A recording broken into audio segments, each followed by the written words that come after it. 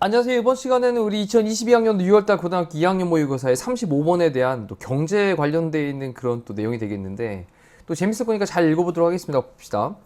일단 요즘 많이 나오고 있는 얘기죠. 인플레이션이라고 하는 거 나왔는데, 인플레이션의 그런 위험은 이라고 했습니다. 일단 인플레이션이라고 하는 말을 좀 써놓고요. 이 인플레이션이 도대체 뭐를 얘기하는 말이냐라는 것도 좀 정리를 좀 해놓으면 좋을 것 같아요. 인플레이션의 위험이라고 했는데, 인플레이션은 화폐 가치는 떨어지고 물가는 상승하는. 자, 정리하면 화폐 가치는 떨어지고 그리고 물가는 상승하는. 근데 이제 우리가 이제 통상적으로 이제 물가가 상승하는, 지속적으로 상승하는 그 현상을 가리켜서 이제 인플레이션이라고 쓰고, 뭐 지금은 이제 뭐 스태그플레이션이다 뭐 이런 얘기도 막 쓰면서 계속 오르고 있는 그런 얘기들도 하고 있는데, 자, 하여튼 인플레이션의 그런 위험이라고 하는 것은 그 다음 동사로 이제 refers to, 언급합니다. 근데 뭘 언급하냐? uncertainty예요.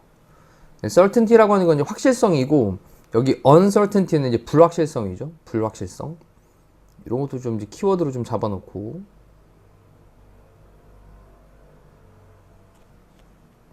자, 그러면 인플레이션의 그런 위험은 불확실성이라고 하는 걸 언급을 한대요. 그 다음에 뒤에 이제 regarding이라고 하는 건 뭐뭐에 관한이라는 뜻이죠. 그러면 미래에 real value라는 말이 나왔는데, 또 real value라고 하는 것도 좀 개념을 잡아야 돼요. 이건 뭐냐? 실질 가치라고 하는 건데, 또 경제 용어 중에 이제 사용되는 표현이기도 하거든요. 실질 가치라고 하는 게. 실질 가치는 물가가 인상된 거를 같이 반영한 가치다라고 생각하시면 됩니다. 일단 물가가 좀 올랐어. 그럼 그것도 좀 반영을 한 거. 이게 이제 실질 가치라고 하는 건데, 자, 그거에 관해서 이제 뭐에? 어떤 사람의 그런 투자에 관해. 자, 이제 개인이 투자를 하는 게 있는데, 그 투자에 대해서 미래의 실질 가치에 관해 뭔가 좀 불확실성이 있다라고 하는 걸 언급을 한답니다. 인플레이션의 위험은. 그러니까 물가가 올라가는 것은, 다시 한번 정리해 보세요. 물가가 상승이 되는 것은, 이것은 뭔가 불확실성을 얘기하는 건데, 그래, 미래에 실질 가치가 있어. 어떤 사람이 투자하는 거에 대한 실질 가치가 있는데, 그거에 관해서 불확실성을 언급을 하는 거야. 자, 그러면서 이제 say라고 하는 건 예를 들어보자 라는 거죠. 그래서 for instance, 예를 들면 say, 뭐 말해보자, 예를 들어보자, 대대화의 내용이라고 예를 들어보자. 자, 네가 지금 갖고 있어요. 보유하고 있습니다. 100달러를요. 어디에다가?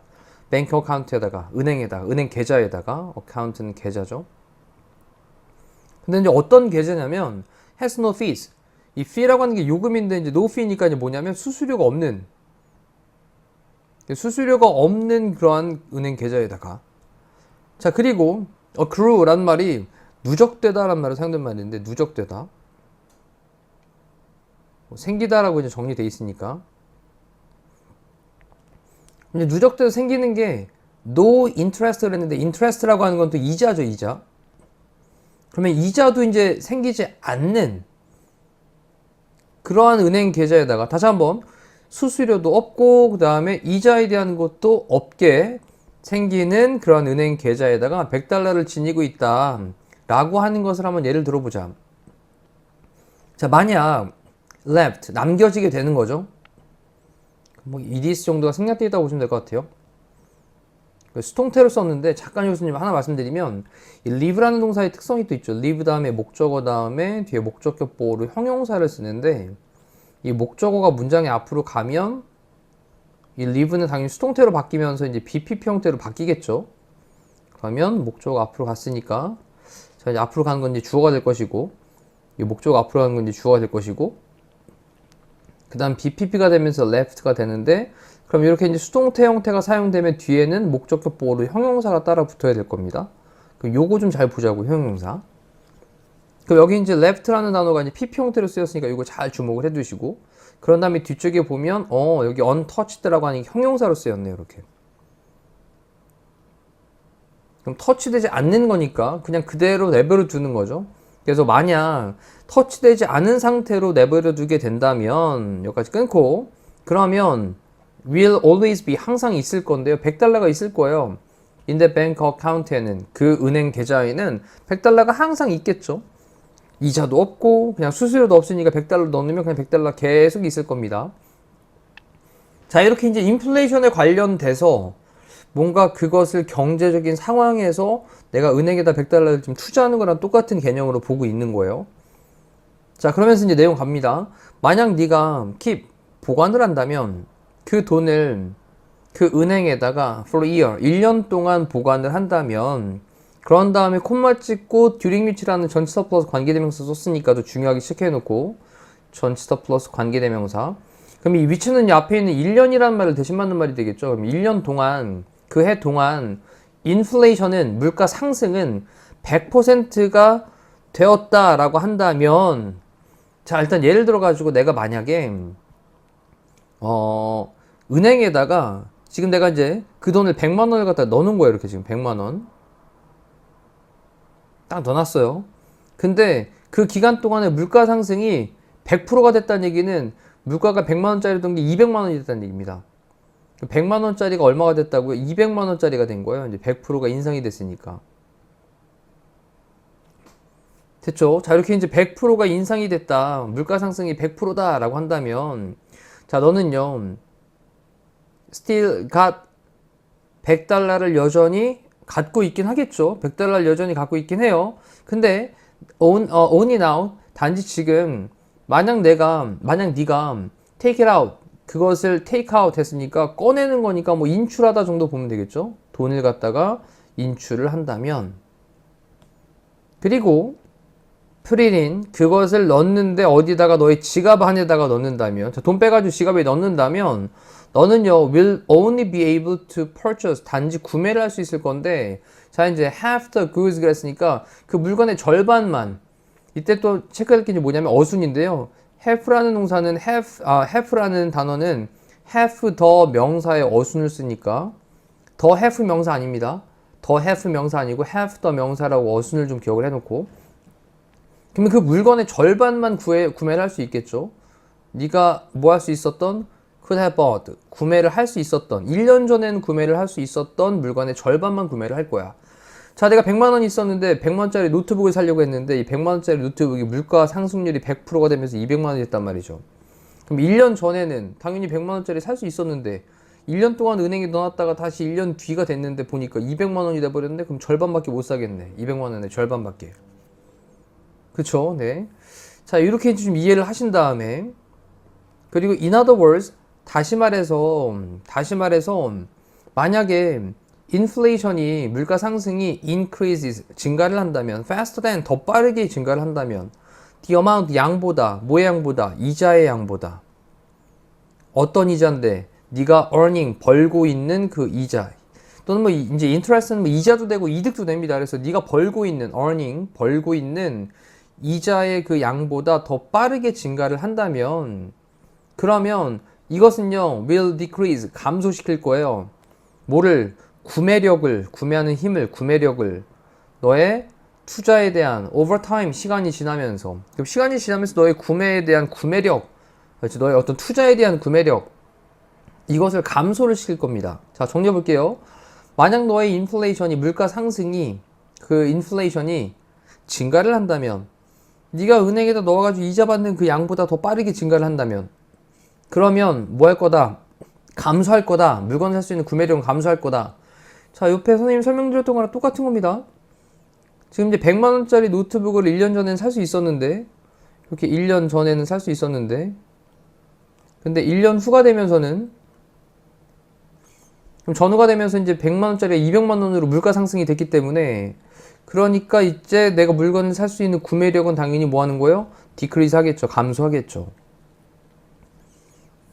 자, 요렇게 이제 좀 느낌을 좀 잡으셨으면 거의 다 끝났어요, 이제. 자, 내용 무슨 말인지 좀 이해되시죠? 자, 그러면서 이웃 be 될 건데요. 매우 유용하게 될 겁니다. 이때 이제 투부정사가 진주어가 되겠죠. 앞에 있는 it은 가주어고. 그러면 to know 아는 것은요. in advance 얘는 미리 먼저라는 뜻이죠. 미리 아는 것은 매우 유용하게 될 거예요. 근데 뭘 아는 것이냐? 이 know라고 하는 동사에 대한 여기 이제 얘가 진주어인데 know라고 하는 동사에 대한 목적어 부분이 what절을 쓰고 있는 거죠. 이렇게 what would happen 무슨 일이 일어날지 너의 그런 회사의 전체 revenue라고 하는 건 수입입니다. 그럼 전체 총 수입에 무슨 일이 일어날지 이것을 미리 아는 것은 매우 유용하게 될 거예요. 자, 만약 뭐하면 네가 증가시켰다면 너의 제품에 대한 가격을 증가시켰다면 갑자기 제품 상품 가격을 증가시킨 게 회사한테 무슨 일이 유익한지 뭐 이런 얘기를 하고 있으니까 이거는 글과 상관이 없죠.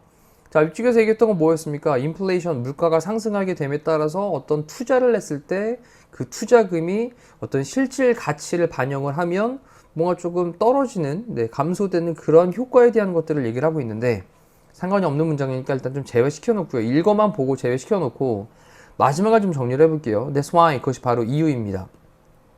어떤 이유냐? 우리가 differentiate, 이 differentiate란 단어가 뒤에 between A and B를 쓰거든요. 이렇게. 그러면 A와 B를 구별하다 라는 건데, 자, 그것이 바로 우리가 A와 B를 구별하는 이유입니다. nominal value라고 하는 것들 단어, 요거 좀 이제 어휘를 이제 약간 설명을 좀 드려볼게요. 요 nominal value라고 하는 게 뭐냐면, 이게 이제 명목가치라는 말로 부르는 경제 용어고요. 명목가치.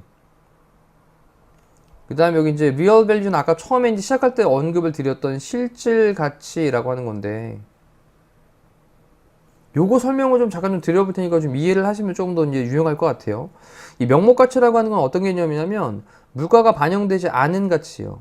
물가가 올라갔는데 그런 물가가 반영되지 않은 그런 가치고, 실질 가치는 그래 물가가 인상이 됐지 요 물가에 대한 것들을 반영한 가치라고 생각하시면 됩니다.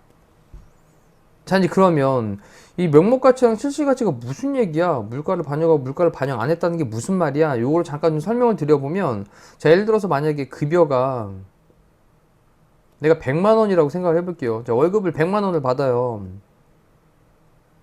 근데 만약에 급여가 야, 요번 연도에는 10% 인상해 줄게. 그래서 10%가 만약에 인상이 되면 110만 원이 되겠죠? 인상을 해주면 그럼 110만 원이 되게 되잖아요?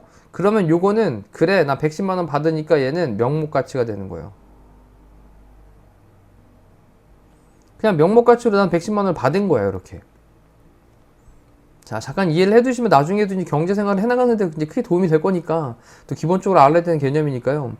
자, 근데 이제 물가를 이 급여 10%가 인상이 된 거에다가 그럼 110만 원 받았죠?